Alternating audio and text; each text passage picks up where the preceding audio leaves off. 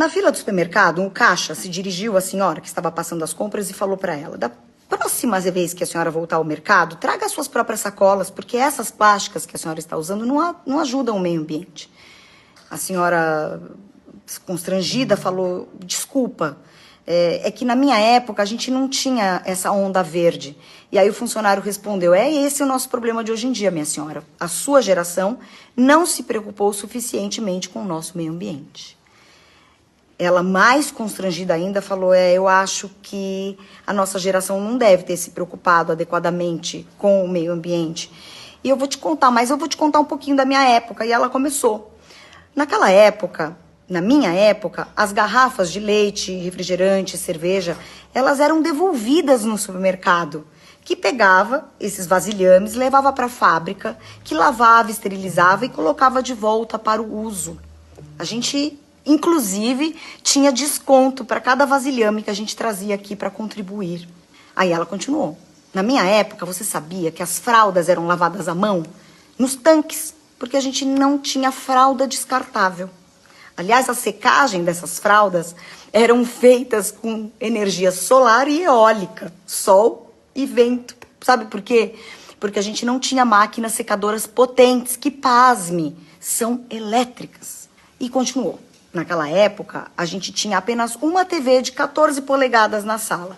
Muito diferente de hoje em dia, que tem uma TV em cada quarto, e elas são imensas. E cada probleminha que dá, elas são facilmente descartadas, que aliás a gente nem sabe onde, e facilmente substituídas. Na cozinha, por exemplo, meu filho, a gente tinha que fazer tudo à mão. Sabe por quê? Porque não existiam essas batedeiras superpotentes elétricas que fazem quase tudo por nós. Quando a gente enviava coisas frágeis pelo correio, a gente embrulhava naqueles folhas de jornal fedidos, muito diferente de hoje, que tem os plásticos bolha e aqueles pallets de plástico que duram até 5 séculos para degradar. Mas eu acho que você tem razão, a gente não tinha preocupação com o meio ambiente. Inclusive, naquela época, até para cortar grama, não existia motor a gasolina, era no tesourão. Isso trazia músculos. Os exercícios naquela época eram diários. A gente não precisava ir para uma academia usar as esteiras elétricas. Quando a gente tinha sede, por exemplo, a gente parava numa fonte para beber água. Mas hoje não, hoje tá fácil, né?